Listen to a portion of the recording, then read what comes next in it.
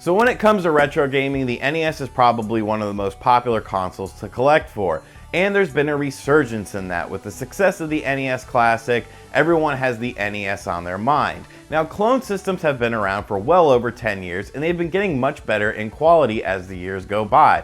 You have sort of an ecosystem of clone systems now because there's so many upper echelon ones. You have stuff like the Analog NT, which is a $500 NES system, and it's beautiful, it's gorgeous. It's a $500 NES, but that's kind of the problem with it. It's $500. I'll probably never own one. Now recently you had stuff like the Retro USB AVS, which I reviewed on this channel. That's a little more budget friendly at $185, and it has a lot of bells and whistles to it. It has the built-in Game Genie and online scoreboard. I love that system. It's a phenomenal system, it's a phenomenal piece of hardware, and it'll last you probably many years. It's really well built. But one of the comments that I noticed in the comments section was that some people felt that it was a little outside of their price range. And I do agree that it can be, you know, a little bit expensive. $185 is a bit more of an investment, but I feel that the system is worth it. But what if you don't have that kind of money to spend? Like a lot of us don't have that kind of money to spend. You have a collection of NES games that you probably had forever, but you're sick and tired of playing them on the CRT TV. Well, a company called Tech recently announced that they are doing a cheaper HD NES clone. And they've done NES clones before. They released an NES clone, I think back in 2015. It was only 20 bucks, but of course it was only AV out. They also did a Super Nintendo one. Well, they recently released the 8-bit HD. Now this is a HD NES clone that is value priced. If you get it through their website, it's only $50. You're probably not gonna get the bells and whistles that the other systems have, but an HD NES for just 50 bucks, how good could it be? Is it worth the money? Let's check it out and see what the 8-bit HD is all about.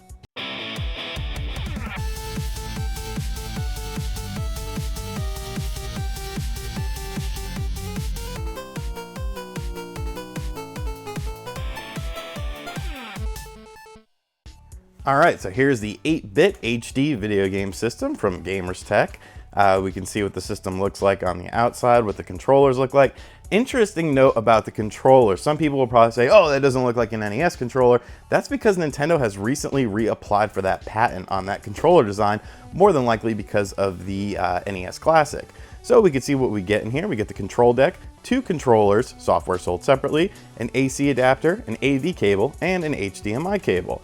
So yeah, sounds like it has all the bells and whistles that we need. Let's open this up now.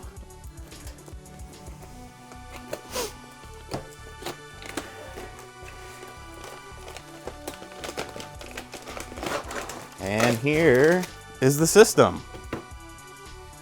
So we have the console here. Pretty lightweight.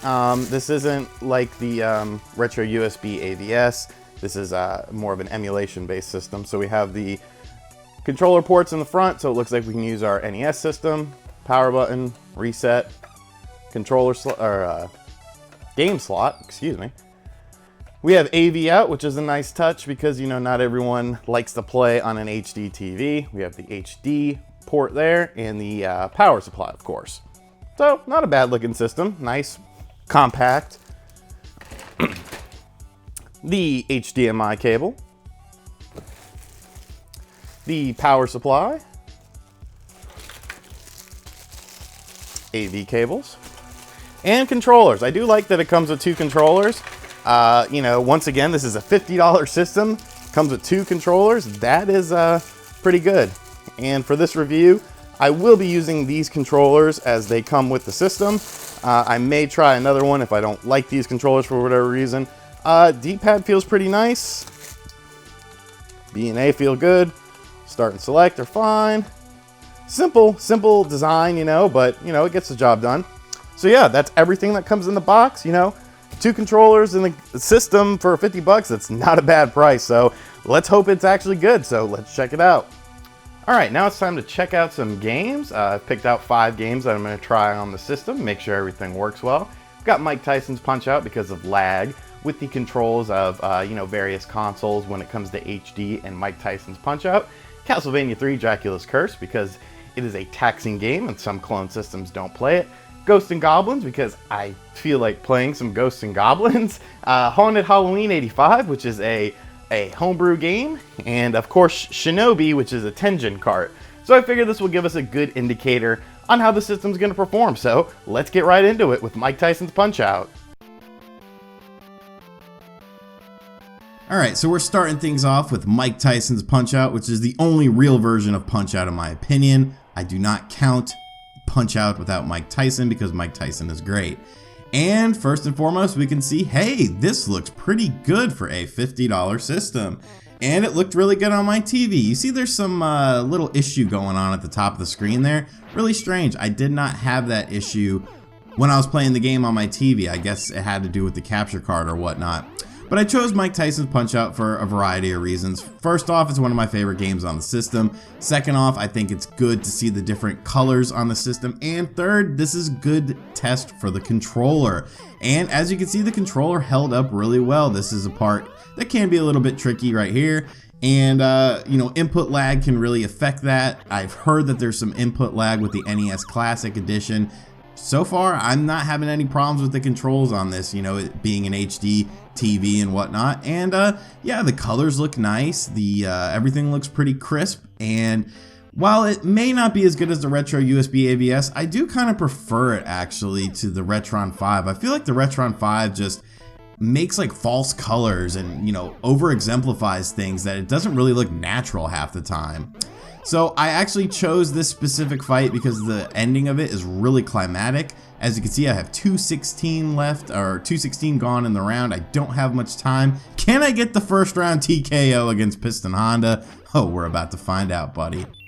But yeah, so far the system is really impressing me. Once again, this is a $50 NES clone running in nice HD with, you know, I didn't experience any input lag on Tyson's Punch-Out!, so far so good.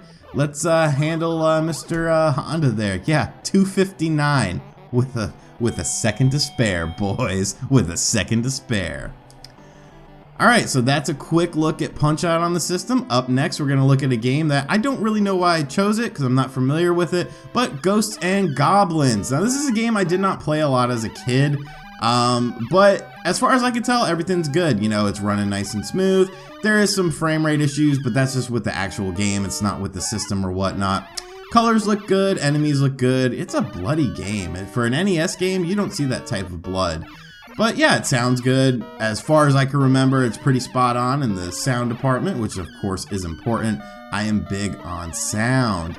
And yeah, you know, everything's up to status quo here. It looked good on the TV. It ran fine, no issues with it whatsoever. So all in all, chalk it up as another winner in my book. The 8-bit HD system so far seems like a great value. Up next, we're going to look at another game I'm not super familiar with, but it is a Tengen game, and that is Shinobi.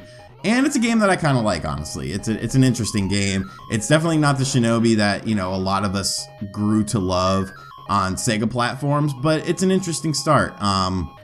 And I really like this portion of the game, where in the mini game where it switches to this first person perspective, really interesting for the NES system. And as you can see, all of the colors look good. There's no bad blending or anything. So yeah, you know, the 8-bit HD is knocking it out of the park.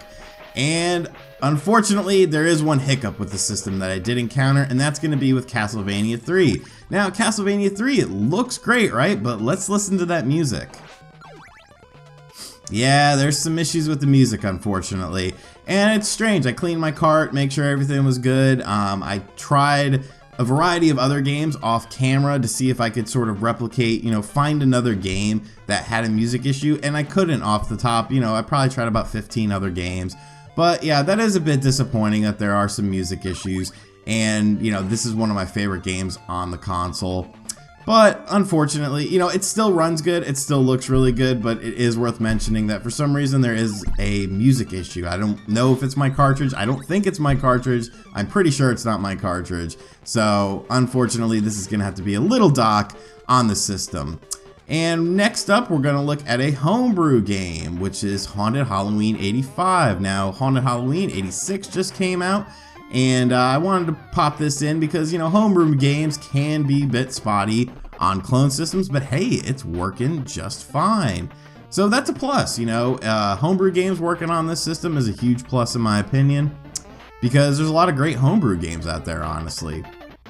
And yeah, I do want to check out Haunted Halloween 86 too. This game is really fun. I'll put a link in the description to the website where you can pick up this series. And since I love you guys so much and I had this game sitting next to me, I am throwing this in Mario Brothers Arcade just to show you it on the system. Like I said, it was just sitting next to me. I didn't really plan on recording any footage of it, but I said, hey, what's one more game, you know, give the guys a little something extra for all of their awesome support. So here you can see Mario Brothers Arcade running on the system. So let's get to my final thoughts on it.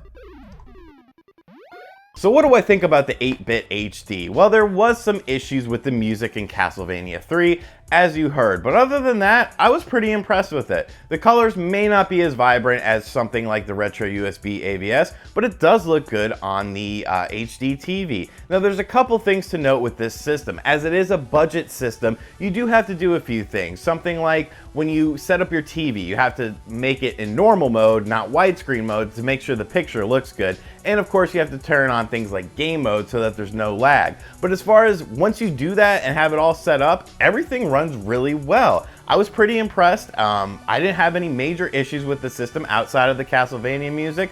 And as far as the build quality, it seems pretty good.